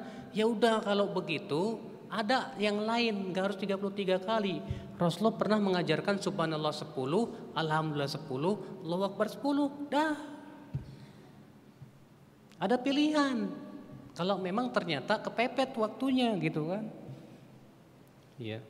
Padahal kalau kita ucapkan subhanallah 33 kali, alhamdulillah 33 kali, Allahu akbar 33 kali, ditutup dengan la ilaha illallah la syarikalah lahul mulku wa lahu ala kulli syai'in qadir sekali. Itu kata Rasulullah menggugurkan dosa-dosa kita sebanyak buih yang ada di lautan. Luar biasa.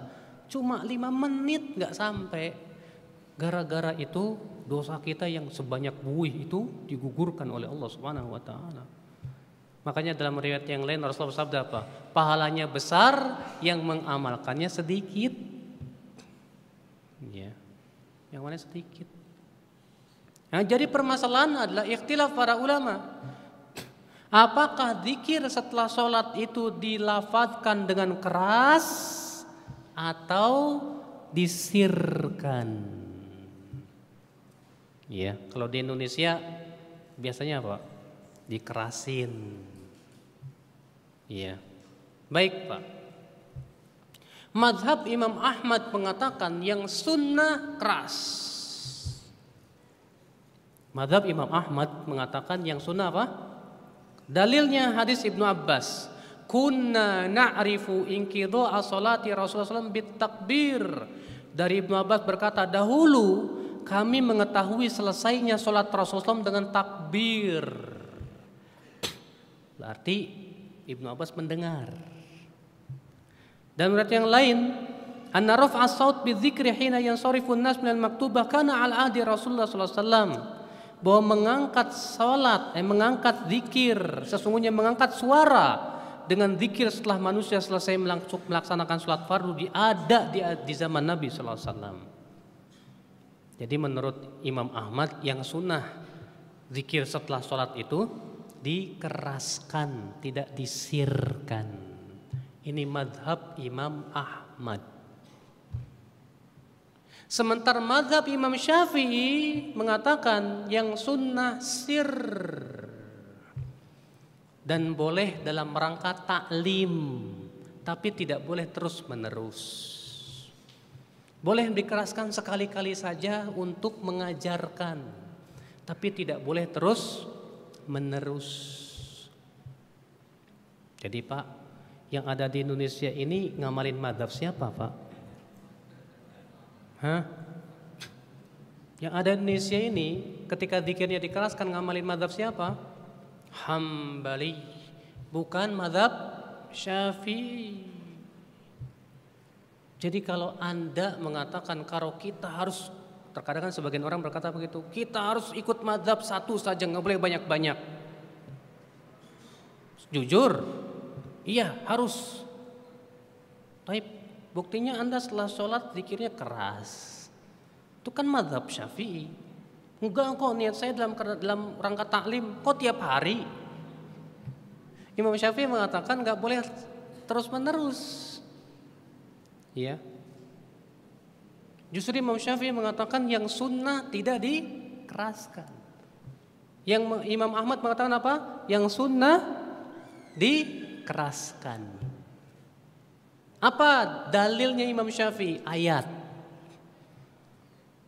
Ya, dalam surat Al-A'raf ayat 205, Pak. Allah mengatakan wadhkur rabbaka fi nafsika tadarru'an wa khifah wa dunal jahri minal qaul. Dan berzikirlah mengingat Rabbmu pada dirimu dengan penuh ketundukan dan rasa takut dan suara yang tidak keras. Allah mengatakan di situ suara yang tidak keras ketika berzikir. Maka kata Imam Syafi'i, pada asalnya zikir tidak boleh dikeraskan. Kecuali kalau ada dalil yang menunjukkan diperintahkan dikeraskan, seperti adzan, seperti takbir Idul Fitri, Idul Adha, seperti talbiyah. Betul ada perintahnya. Tapi kalau tidak ada perintahnya, dikembalikan kepada bahwa zikir pada asalnya tidak keras. Tidak keras. Iya. Dan pendapat ini yang saya condong kepadanya, Pak. Kenapa? Adapun riwayat Ibnu Abbas tadi tidak menunjukkan itu terus-menerus. Ibnu Abbas hanya mengatakan mengangkat suara dengan dzikir setelah sholat fardu ada di zaman Nabi. Ya. Berkata Ibnu Battal, perkataan Ibnu Abbas sesungguhnya mengangkat suara dengan dzikir setelah manusia selesai melakukan sholat fardu ada di zaman Nabi menunjukkan bahwa perbuatan tersebut tidak dilakukan di zaman Ibnu Abbas. Kenapa? Karena Ibnu Abbas hanya menghikayatkan ada di zaman Nabi. Berarti ketika Ibnu Abbas mengucapkan itu tidak dilakukan. Ibnu Abbas hanya menghikayatkan saja ada di zaman Nabi. Maka atas pendapat inilah saya lebih condong kepada pendapat Imam Syafi'i bahwa yang sunnah zikir setelah sholat itu tidak perlu dikeraskan. Ya, tidak perlu dikeraskan. Yang ketujuh, takbir di sholat jenazah. Ketahuilah Pak, kebanyakan sholat jenazah Nabi itu dengan 4 kali takbir. Takbir pertama dengan apa? Baca Al-Fatihah. Takbir yang kedua apa? Salawat. Takbir yang ketiga apa? Takbir yang ketiga doa. Takbir yang keempat bisa doa lagi lalu salam. Tapi Nabi pernah takbir sampai 9 kali. Berarti boleh takbir sekali-kali 5 kali takbir, boleh 6 kali takbir, boleh 7 kali takbir, boleh sampai 9 kali takbir, gak masalah. Sekali-kali. Ya. Mungkin kalau antum amalkan di masyarakat, wah teriak, woi lupa ente ya, gitu. Ya, padahal nggak lupa, ada hadisnya kok. Itu riwayat Muslim, ya. Dalam riwayat Muslim 5 kali, dalam riwayat Thahawi dalam Musyarah Ma'anil Athar 9 kali. Dari hadis Abdullah bin Zubair bahwa Rasulullah SAW pernah mensolatkan Hamzah dengan 9 kali takbir. Boleh. Cuma sekali lagi itulah Pak di masyarakat kita ya. Karena gara-gara nggak tahu sesuatu yang baru diketahui dianggap aneh. Padahal hadisnya jelas ada gitu loh. Iya. Takbir ketika menyembelih hewan. Maka ini disyariatkan Pak. Yaitu kita ucapkan Bismillahi Allahu Akbar. Takbir ketika melewati tempat tinggi. Tuh ingat Pak, bapak-bapak ini pasti mau tidak mau pernah melewati tempat tinggi. Naik mobil, ketika nanjak ucapkan Allahu Akbar. Turun ucapkan Subhanallah. Naik lift juga. Mau naik mah tingkat berapa? Kelima. Pas mulai naik ucapkan Allahu Akbar. Kalau antum turun ucapkan Subhanallah. Naik pesawat sama. Ketika mau take off Allahu Akbar. Ketika mau turun Allahu Akbar. Tapi kita sering lupa. Sering lupa gitu itu Pak. Iya. Naik mobil yang diperhatiin pemandangannya aja, wih indah ya, masya Allah. Pas turun, wih turun, ucapin ke Subhanallah. Iya, itulah Pak. Memang benar kata Ibnu Mas'ud bahwa ketika kita naik mobil tuh setan pun berusaha merupakan kita, ya, untuk berzikir kepada Allah Subhanahu Wa Taala. Kata Ibnu Mas'ud, ya siapa yang naik mobil kemudian tidak berzikir kepada Allah, setan ikut menumpang. Lalu kemudian setan akan berkata, bernyanyilah. Kalau ternyata yang gak pintar nyanyi, setan berkata lagi, ayo berangan-angan. Ya, yang penting gimana supaya dia tidak berzikir kepada Allah Subhanahu Wa Taala ketika naik kendaraan. Ya. Takbir ketika tawaf demikian disunahkan. Takbir ketika melihat perkara yang besar dan mungkar, ya bertakbir. Waktu itu Rasulullah SAW, ya dengan beberapa sahabat menuju Hunain. Ternyata sahabat yang baru masuk Islam itu melihat ada orang yang sedang iktikaf di sebuah pohon namanya Dzatu Anwat. Kemudian para sahabat ini berkata, wahai Rasulullah, jadikan buat kami pohon Dzatu Anwat sebagaimana mereka punya pohon Dzatu Anwat. Apa kata Rasulullah? Allahu Akbar, innahas sunan. Allahu Akbar, ini sunnah orang-orang sebelum kalian itu. Kalian mengucapkan seperti yang diucapkan oleh Banu Israel kepada Musa ketika melewati suatu kaum yang menyembah patung sapi. Apa kata kaumnya Musa? Ij'al lana ilahan kama lahum alihah. Hai Musa, jadikan untuk kami Tuhan-Tuhan sebagaimana mereka punya Tuhan, hai Musa. Ya, ini. Demikian pula takbir ketika melihat sesuatu yang besar dan menggembirakan. Ya, jadi ketika kita melihat sesuatu yang menggembirakan dan kita anggap besar, kita ucapkan apa? Allahu Akbar. Ini pun juga disyariatkan. Kemudian terakhir Pak, apa yang diinginkan oleh kalimat Allahu Akbar? Yang pertama Pak, menumbuhkan rasa takut kepada Allah. Dengan kita menyelami makna Allahu Akbar, hendaknya kita menjadi hamba-hamba yang takut kepada Allah Subhanahu wa taala. Iya. Yang kedua, memberikan ketegaran, kuat. Karena ia tahu bahwa yang maha besar Allah Subhanahu wa taala. Sehingga ia terus tegar dan sabar dalam menghadapi berbagai macam ujian dan cobaan. Yang ketiga, menjadikan kita tawadu dan tidak sombong. Kenapa? Karena kebesaran milik Allah. Semua yang kita miliki berupa kekayaan, berupa kedudukan milik Allah. Allah yang memberi, buat apa kamu sombong? Ya. Yang keempat, menimbulkan ketundukan dan kepatuhan kepada Allah Subhanahu wa taala. Karena kita tahu Allah paling besar dan yang maha besar. Dan yang kelima, senantiasa bertasbih memuji Allah Subhanahu wa taala. Mensucikan Allah dari berbagai macam kekurangan. Karena Dia Allah yang maha besar dan paling besar. Allahu a'lam. Iya. Kita cukupkan dan kita menuju tanya jawab.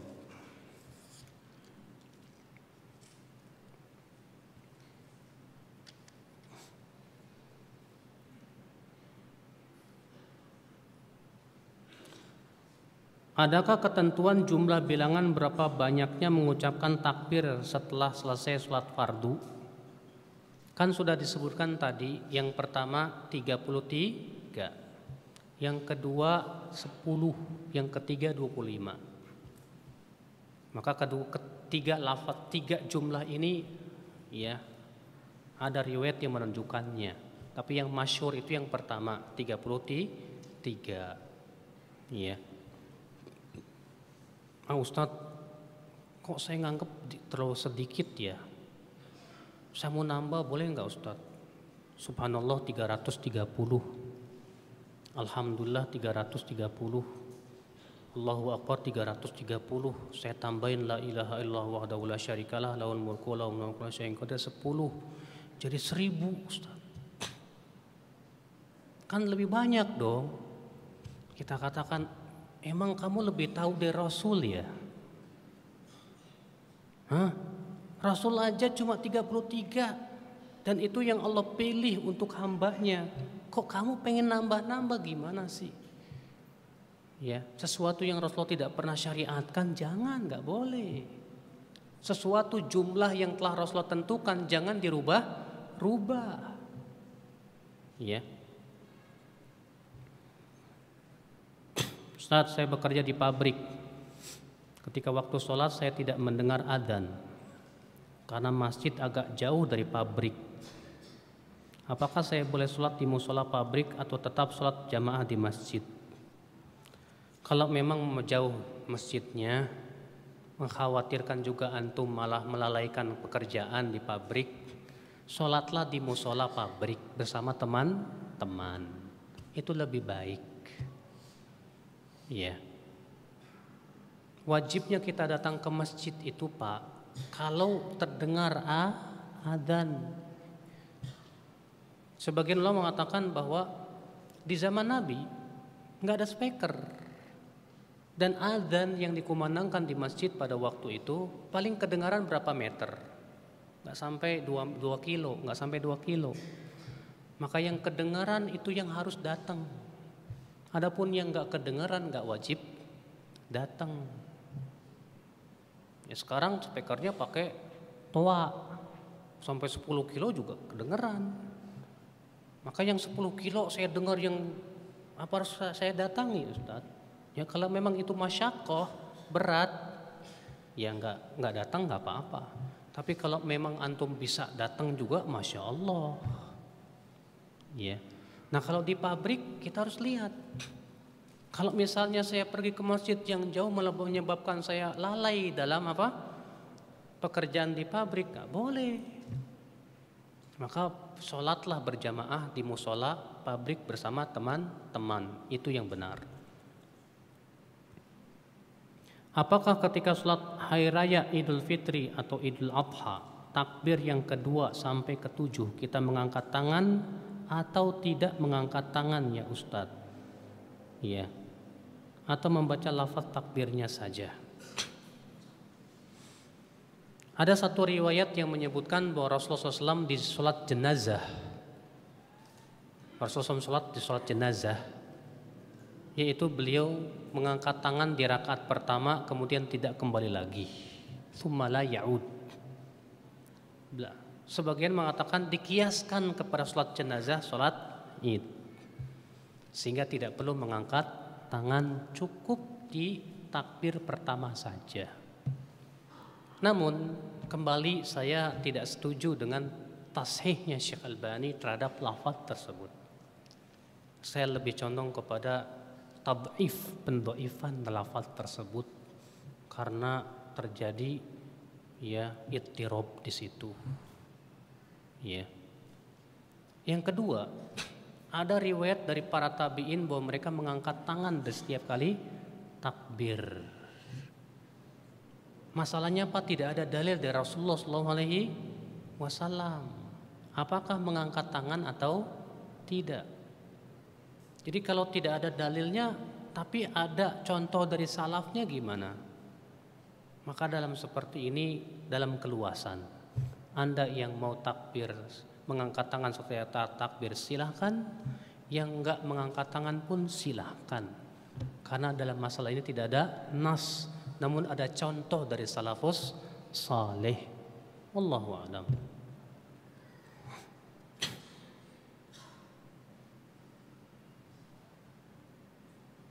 Ustadz, sholat id utamanya di tanah lapang atau di masjid? Tidak pernah sekalipun Nabi sholat id itu di masjid. Ya. Adapun riwayat yang menyebutkan bahwa Rasulullah SAW sholat id di masjid karena hujan, itu pun riwayatnya lemah. Kalaupun sahih karena ada alasan. Alasannya apa? Hujan. Nah sekarang Ustadz di Jakarta, kalau kita nggak ada lapangan, kalaupun ada jalan raya, motong jalan raya, akhirnya orang nggak bisa lalu lalang. Kita katakan jangan memberat-beratkan diri sampai mengambil hak umum, nggak boleh. Mengambil hak umum, mengganggu kepentingan umum nggak boleh dalam Islam. Nggak ada lapangan, ya udah di masjid, gimana lagi? Keadaannya susah. Ya. Makanya kan di Masjid Nabawi, di masjid. Mau pergi ke mana? Padang pasir jauh. Makanya kata para ulama nggak masalah kalau memang ternyata sulit lapangan. Tapi kalau selama masih ada lapangan ya silakan. Tapi udah nggak ada lapangan, udah penuh semua sama perumahan dan yang lain-lain, nggak usah kita maksa-maksain diri, jalan umum diambil Pak, sehingga akhirnya memotong ya jalan lalu lalang orang, nggak boleh. Itu kepentingan umum. Kecuali kalau memang negara mengizinkan, itu beda lain. Iya. Cuma masalahnya gara-gara itu terjadi kemacetan gimana? Itu juga nggak bagus ya akal Islam. Iya.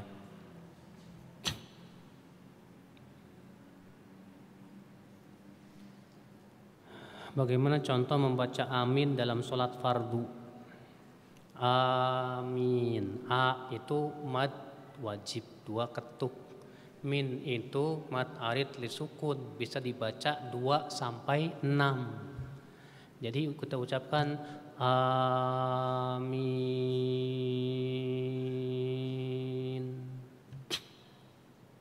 Ya, yang salah begini. Amin. Amin. Salah. Sebab kalau amin artinya apa? Orang yang amanah.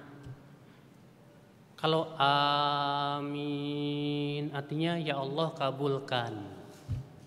Tapi kalau amin itu artinya orang yang amanah, bukan Allah ya Allah kabulkan, bukan. Atau kebalikan, amin. Ini pun salah. Sebab kalau amin artinya ya Allah amankan. Lihat Pak, gara-gara panjang pendek jadi berubah maknanya. Jadi ucapkan sesuai dengan tajwidnya.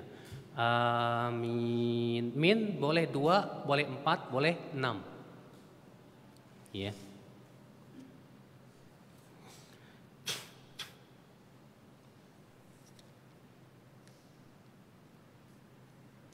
Ada Allahu Akbar, ada Subhanallah, ada La ilaha illallah, ada Subhanallah wa bihamdi, Subhanallahil azim. Apakah secara hakikatnya sama? Apa maksudnya hakikat di sini? Kalau yang dimaksud hakikat yang dipuji ya sama Allah juga gitu Pak. Tapi kalau yang dimaksud dengan hakikat maknanya ya beda. Allahu Akbar artinya Allah yang paling besar. Subhanallah artinya maha suci Allah.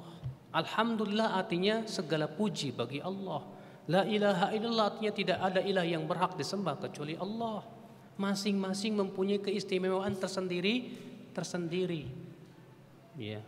Tadinya saya mau membuat khusus semuanya takbir, tahmid, tasbih. Tapi saya mau potong-potong aja. Yang pertama renungan takbir. Nanti saya keluarin lagi renungan tasbih. Nanti saya keluarin lagi renungan tahmid.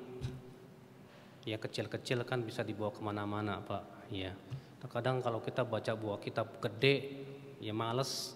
Karena orang Indonesia itu bacanya males Pak. Ya kalau orang Jepang masya Allah Pak. Ya. Walaupun mereka notabene non Muslim, tapi kekuatan membacanya luar biasa Pak. Kita orang Indonesia maunya yang apa? Yang instan. Makanya makanannya juga instan semua Pak. Ya. Baca buku pun juga maunya yang instan. Itu yang susahnya kita Pak. Masing-masing memiliki derajat yang berbeda. Kalau ada mana yang derajatnya paling tinggi Ustadz? Kata Rasulullah, afdalu dzikri la ilaha illallah. Zikir yang paling utama la ilaha illallah. Tapi kata Rasulullah, ahabbul kalami ilallah, ucapan yang paling dicintai oleh Allah, subhanallah, alhamdulillah, la ilaha illallah, Allahu akbar. Rasulullah bersabda lagi, kalimatani habibatani khafifatani fil lisan, thaqilatani fil mizan, habibatani indar rahman. 2 kalimat yang ringan di lisan, berat di timbangan, dicintai oleh Allah yang Rahman. Subhanallahi wa bihamdih, subhanallahil azim. Ya. Jadi yang kita ucapin yang mana? Ya semua. Jangan sampai Pak, ketika kita bertanya, Ustadz yang paling utama yang mana yang dari semua ini? La ilaha illallah. Saya la ilallah aja, salah. Tapi ucapkan seluruhnya Pak. Subhanallah, alhamdulillah, la ilallah, Allahu akbar. Kita ucapkan subhanallah wa bihamdi. Kita ucapkan la haula wa la quwata illa billah. Ucapkan semuanya. Ya. Karena itu pahalanya besar semuanya di sisi Allah Subhanahu wa taala. Ya. Adakah zikir setelah salat duha? Adalah Rasulullah SAW setelah salat duha mengucapkan Rabbighfirli wa tub alayya innaka antat tawwabur rahim 100 kali. 100 kali itu. Iya. Adapun setelah sholat tahajud, Rasulullah setelah sholat witir mengucapkan Subhanal Malikil Quddus, Subhanal Malikil Quddus, Subhanal Malikil Quddus. Berapa kali? 3 kali.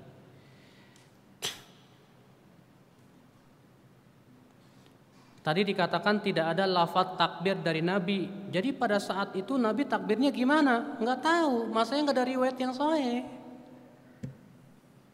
Ya. Jadi Nabi enggak takbiran, takbir. Tapi kenapa para sahabat tidak menukil? Wallahu a'lam. Yang jelas pasti Nabi takbir, Pak. Pasti Nabi takbir dan para sahabat mendengarnya. Tapi masalahnya tidak ada riwayat yang sahih yang berasal dari Nabi, ini yang jadi masalah. Maka para sahabat bertakbir. Ibnu Mas'ud takbirnya ini, Ibnu Abbas takbirnya ini. Kenapa? Karena lafaz ayat itu mutlak, bertakbirlah. Dah. Berarti takbir mana aja, fadhol, enggak masalah. Yang penting apa? Takbir. Justru Pak, ketika tidak ada nas dari Rasulullah SAW jadi luas, Pak. Iya. Jadi apa? Jadi luas. Ustadz, sebelum masuk WC kenapa disunahkan baca bismillah? Kata Rasulullah, karena bacaan bismillah itu sitrun, penutup antara aurat manusia dengan pandangan jin. Jadinya jin gak bisa ngelihat aurat antum. Kalau antum gak baca bismillah, jinnya ngelihat. Jin tuh ada cewek ada cowok, sama Pak. Jin perempuan bisa suka sama manusia laki-laki. Dan jin apa? Laki-laki bisa suka kepada jin manusia lah perempuan. Tapi jin gak ada LGBT, Pak.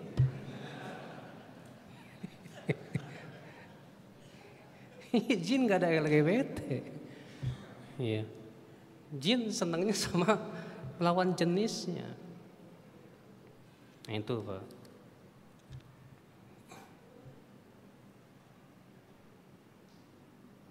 Bagaimana caranya mengucapkan Allahu Akbar agar masuk ke dalam roh jiwa kita?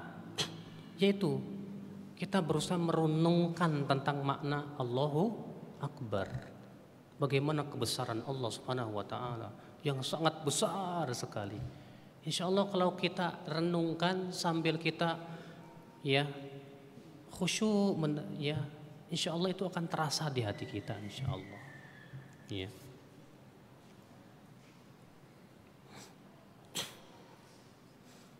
Kami bingung Ustadz, berapa banyak dibaca surat Al-Mu'awwidzat dan ayat kursi dibaca setelah sholat fardu ya. Yang saya ketahui Pak, Al-Mu'awwidzat itu dibaca Qul huwallahu ahad sekali, Qul a'udzu birabbil falaq sekali, Qul a'udzu birabbin nas sekali. Ya. Adapun di sholat subuh dan maghrib, Syekh bin Baz mengatakan 3 kali 3 kali. Allahu alam. Itu yang saya tahu. Tapi nanti saya coba rujuk lagi.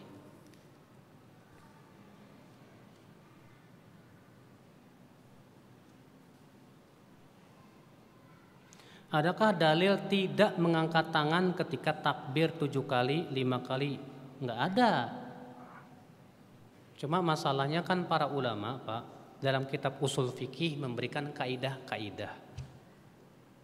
Seperti misalnya, sebatas perbuatan Nabi tanpa ada perintah, apakah menunjukkan wajib? Dalam kitab usul fikih mengatakan tidak.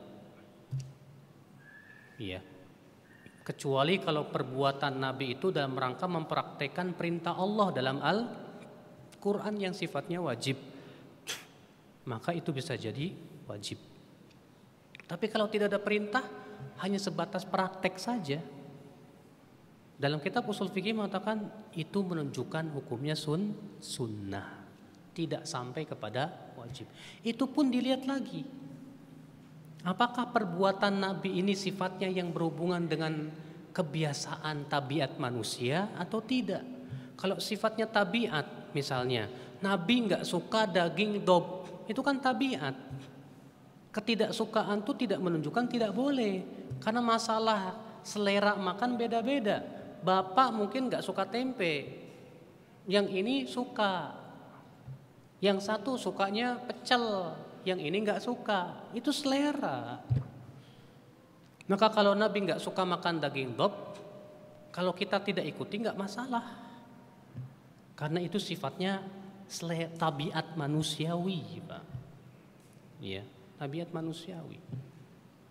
Iya.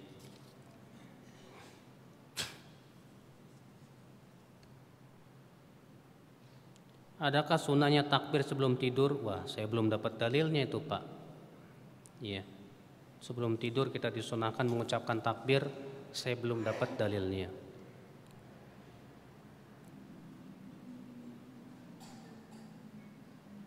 Ustadz, kita paham Allah Maha Besar, Ustadz.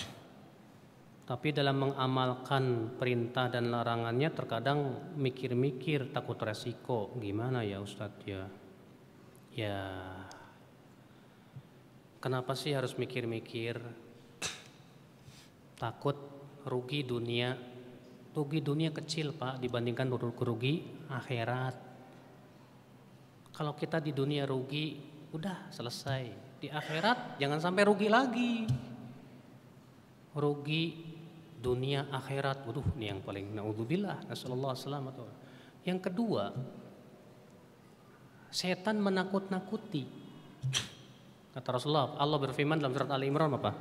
Innama dzalikumus syaitanu yukhawwifu awliya'ah. Sesungguhnya itulah setan menakut-nakuti wali-walinya sendiri. Jadi ketika kita mau mengamalkan perintah Allah, ditakut-takuti. Nanti kalau kamu melakukan ini bakalan begini. Itu ketakutan yang tidak beralasan sebetulnya. Iya. Yang ketiga, Pak, orang yang lebih takut daripada takut kepada Allah, keadaannya seperti tadi. Ini kata Syekh Fauzan bisa masuk kepada syirik kecil. Bisa masuk kepada apa? Syirik kecil. Aduh, saya takut kehilangan pekerjaan kalau begini. Iya, jangan. Rasa takut seperti ini, Pak, gak boleh. Kecuali kalau Bapak misalnya mau melakukan itu karena takut menimbulkan mudorot yang lebih besar. Kalau ini gak masalah. Dan diduga kuat akan terjadi. Mudorotnya jauh lebih besar. Atau misalnya ada maslahat yang lebih besar. Selama itu perkara yang sifatnya sunnah nggak masalah. Tapi kalau itu perkara yang wajib, jangan ditinggalkan. Jangan ditinggalkan. Maka di sini juga kita harus melihat maslahat dan mafsadah juga terkadang, Pak. Ya. Tapi kalau hanya sebatas ketakutan yang tak beralasan, ini jangan jadikan sebagai sebuah apa? Patokan, ya. Ustadz, kalau muadzin suka pacaran, itu adzannya sah nggak ya Ustadz? Ya sah lah, Pak. Yang dosa pacarannya. Ya, asal jangan adzan sambil pacaran gitu. Ya, pacaran nggak boleh, haram. Tapi kalau dia jadi muadzin, ya adzannya sah. Selama apa? Selama ikhlas mengharapkan wajah Allah. Yang kedua, cara adzannya yang benar. Tapi kalau adzannya salah, jam 11 udah adzan, lo mas kok jam 11 udah adzan, rupanya ngelindur. Ini salah. Atau makharijul hurufnya nggak benar, akhirnya berubah maknanya. Ini pun sebagian ulama mengatakan nggak sah adzannya. Iya. Semoga yang saya sampaikan bermanfaat Bapak sekalian. Mohon maaf bila ada kata-kata yang tak berkenan di hati. Yang benar itu semuanya dari Allah Subhanahu wa taala, dan yang salah itu adalah dari kekurangan ilmu saya dan dari syaitan. Subhanakallah bihamdik, asyhadu an la ilaha illa anta, astaghfiruka wa atubu ilaik. Assalamualaikum warahmatullahi wabarakatuh.